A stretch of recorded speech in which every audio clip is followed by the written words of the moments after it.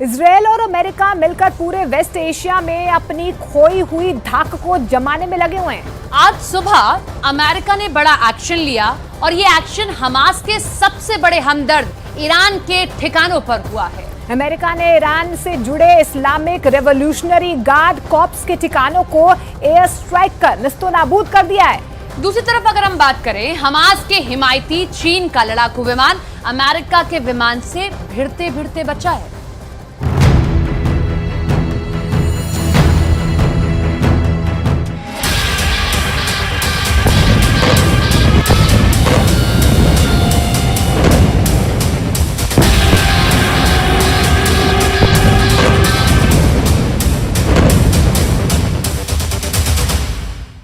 Syria में Iran से जुड़े ठिकानों पर अमेरिका का हवाई हमला। हमले के बाद एक साथ दो ठिकाने खाक में मिल गए। इजराइल हमास युद्ध के बीच अमेरिका के इस हमले से ईरान और अमेरिका में ठन गई है। युद्ध का नया मोर्चा खुल गया है।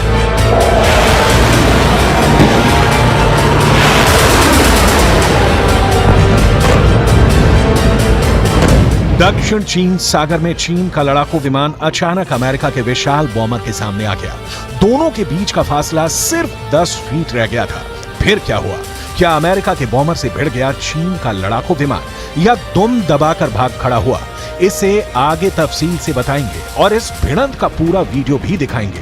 अभी बस इतना जान लीजिए कि ऐसा कर चीन ने एक बार फिर यह साबित कर दिया है कि वो अमेरिका से लड़ने को तैयार बैठा है। सवाल है, क्या अगर अमेरिका इजराइल के साथ जंग में कूदा तो चीन भी युद्ध में अमेरिका के खिलाफ कूद पड़ेगा?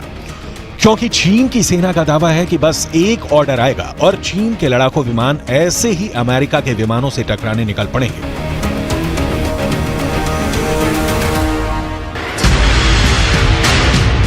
हमास का एक प्रतिनिधिमंडल गुरुवार को ईरान के विदेश मंत्री के साथ रूस पहुंचा।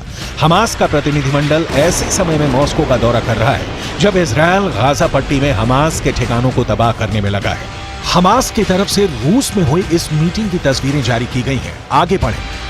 इससे पहले इस तस्वीर में दिख रहे लोगों को जान लीजिए।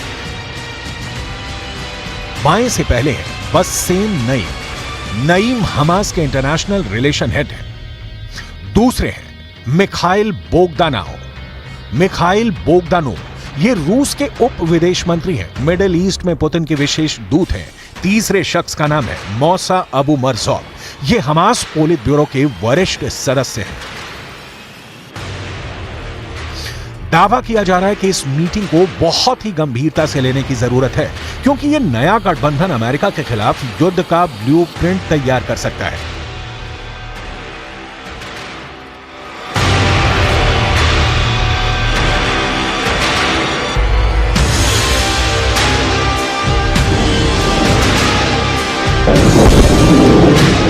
रूस, ईरान और हमास अगर एक साथ मिलकर अमेरिका के ठिकानों पर हमला करते हैं तो अमेरिका के पलटवार से विश्व युद्ध शुरू हो सकता है, क्योंकि मिडिल ईस्ट में मौजूद अपने ठिकानों पर हो रहे हमलों का बदला अमेरिका कैसे लेता है, इसकी एक झलक अमेरिका के इन हवाई हमलों में मिलती है। अमेरिका का पहला हवाई हमला, अमेरिका का दूसरा हवाई हमला, अमेरिका का तीसरा हवाई हमला। अमेरिका ने ऐसे लिया है अपने सैनिकों पर हमले का बदला।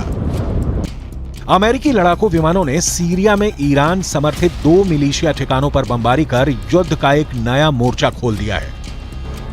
इजराइल हमास युद्ध के शुरू होने के बाद एक बार अमेरिका और ईरान आमने सामने हैं।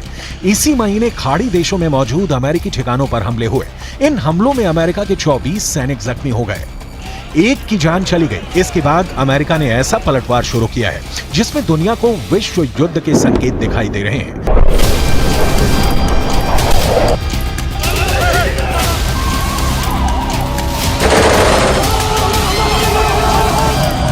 सीरिया और इराक में मौजूद ईरान समर्थित मिलिशिया पर हमला करके अमेरिका ने ईरान को बहुत ही बड़ा संदेश दिया है। अमेरिकी रक्षा सचिव लॉयड ऑस्टिन ने कहा है कि संयुक्त राज्य अमेरिका संघर्ष नहीं चाहता है और आगे की शत्रुता में शामिल होने का उसका कोई इरादा नहीं है, लेकिन अमेरिका की सेना के खिलाफ ये ईरानी समर्थित हमले अस्वीकार्य हैं और इन्हें रोका जाना चाहिए। ईरान अपना हाथ छिपाना चाहता है और हमारी सेनाओं के खिलाफ इन हमले में अपनी भूमिका से इनकार करना चाहता है।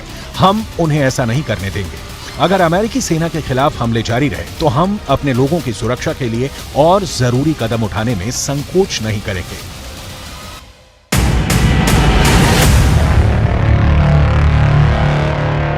वरिष्ठ अमेरिकी सैन्य अधिकारियों के मुताबिक अमेरिका ने इस हमले को अपने 2 F-16 लड़ाकू विमानों से अंजाम दिया है।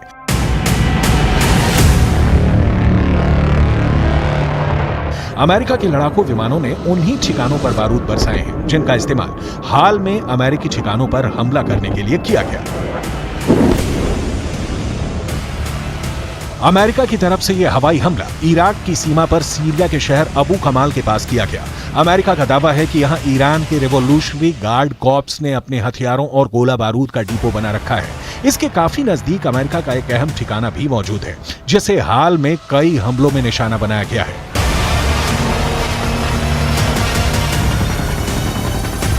इजरायल हमास युद्ध के फैसले के बाद मिडिल ईस्ट में तैनात अमेरिकी सेना पर हमलों की वारदात बढ़ गई है। अगर अमेरिका मिडिल ईस्ट में ऐसे ही हवाई हमले पर उतर गया तो पूरा खाड़ी धधक उठेगा।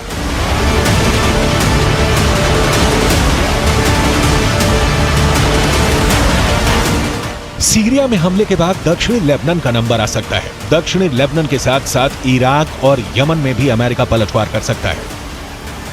हाल में अमेरिकी बेस पर कम से कम 12 हमले किए गए। इन हमलों में 21 अमेरिकी नागरिक घायल हुए। इराक में अमेरिका के बेस अल असद और सीरिया में अल तनफ गैरिसन में ईरान से जुड़े संगठनों ने यह हमला किया था। अमेरिका का कहना है कि आज किया गया हमला उसी का जवाब है। पेंटागन के मुताबिक इराक और सीरिया में मौजूद अमेरिका के बेस पर दर्जनों हमले किए गए हैं।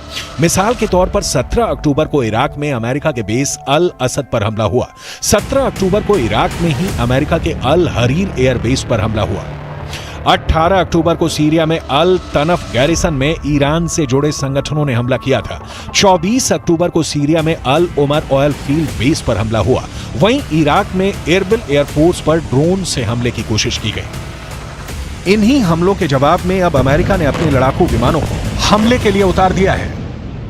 हमले का असर ईरान की बौखलाहट में साफ साफ नजर आया। वहीं तनाव का तीसरा एपिसेंटर दक्षिण चीन सागर बना, जहां अमेरिका और चीन के लड़ाकू विमान भिड़ते भिड़ते बचे। अमेरिका का दावा है कि चीन का विमान J-11 अमेरिकी विमान से टकराते टकराते बचा। इस भिड़ंत के वीडियो को जारी कर अमेरिका ने कड़ी आपत्ति जताई है। इस वीडियो में साफ तौर पर दिख रहा है कि किस तरह से चीनी विमान पीछे से आकर अमेरिका के B-52 के करीब पहुंच जाता है। चीन का लड़ाकू जेट B-52 बम वर्षक विमान के 10 फीट से भी ज्यादा करीब आ गया था। चीन के लड़ाकू पायलट की ऐसी हरकतों की वजह से दोनों ही जहाज के आपस में टकराने की आशंका बढ़ गई थी। इस करीबी मुठभेड़ को पेंटागन ने आक्रामक करार दिया है। एक तरफ चीन से अमेरिका की भिड़ंत, दूसरी ओर अमेरिका का सीरिया में ईरान समर्थित बेस पर हमला। साथ ही साथ हमास के प्रतिनिधिमंडल का रूस पहुंचना और इजरायल हमास के बीच युद्ध का और बारूदी होना संकेत साफ है। अमेरिका के खिलाफ रूस, चीन और ईरान की घेरेबंदी और बढ़ती जा रही है, जिसका असर इजरायल हमास युद्ध में साफ साफ दिख रहा है।